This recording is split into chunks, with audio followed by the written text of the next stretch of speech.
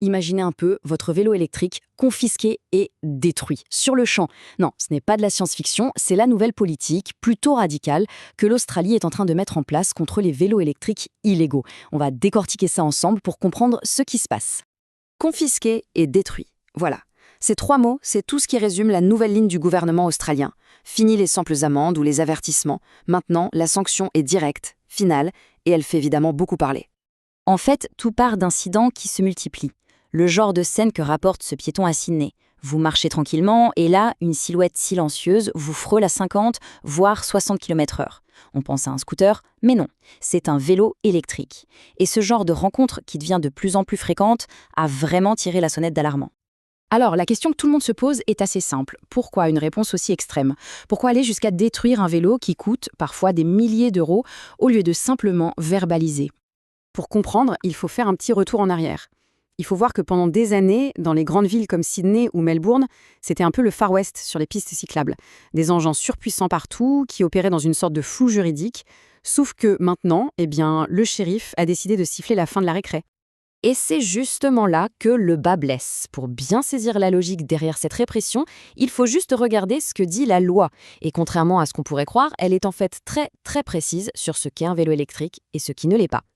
Premier chiffre à retenir, c'est simple, 250 watts. C'est la puissance maximale autorisée pour le moteur.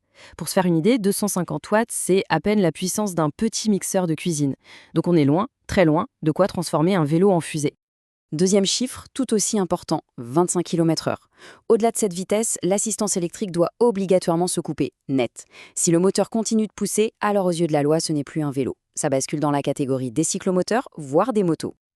Et là, on voit que le fossé est juste immense. D'un côté, on a le vélo légal, le Pedelec, avec sa petite assistance de 250 watts, et de l'autre, on trouve de véritables monstres, des engins avec des moteurs de 1000, 2000 watts, parfois plus, capables d'atteindre 80 km/h. Pour la loi, c'est clair, ce sont des motos déguisées, et donc les sanctions changent radicalement. Mais attention, si on s'arrêtait à la vitesse, on passerait à côté de la moitié du problème. Parce qu'il y a un autre danger, un danger beaucoup plus sournois, qui se cache au cœur même de ces machines modifiées. Et voilà le deuxième argument massu des autorités, le risque d'incendie. Ces vélos trafiqués sont désormais perçus comme de véritables bombes à retardement que les gens garent chez eux, dans leur salon ou leur garage, et cette menace, elle est prise très, très au sérieux. Des bombes incendiaires cachées à la vue de tous. La citation est tirée d'un rapport officiel. C'est dire si le ton est grave. On ne parle plus de simple infraction au code de la route, là. Alors, comment un vélo peut prendre feu? La recette, si on peut dire, est assez simple et malheureusement efficace. On prend une batterie bas de gamme, souvent non certifiée, on la modifie de façon artisanale pour qu'elle envoie plus de puissance.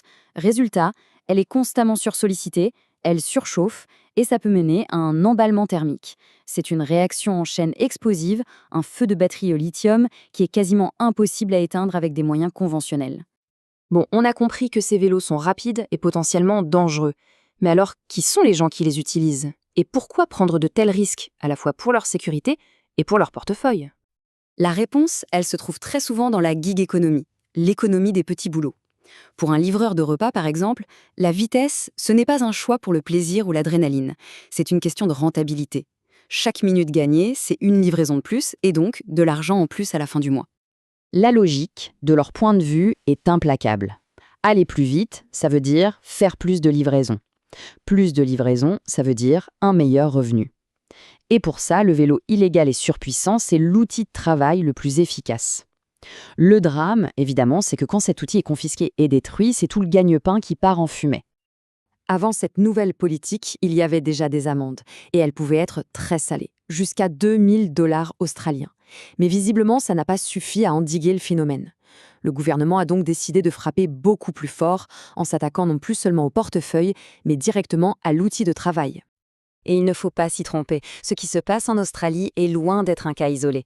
C'est en fait une sorte de laboratoire à ciel ouvert. Et ce qui s'y décide est observé à la loupe par toutes les grandes villes du monde qui font face, elles aussi, au boom de cette micromobilité.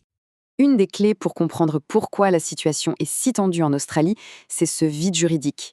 En Europe, par exemple, il existe une catégorie intermédiaire, les Speed Pedelecs. Ce sont des vélos qui peuvent aller jusqu'à 45 km/h, mais ils sont réglementés. Il faut une plaque d'immatriculation, une assurance, un casque homologué.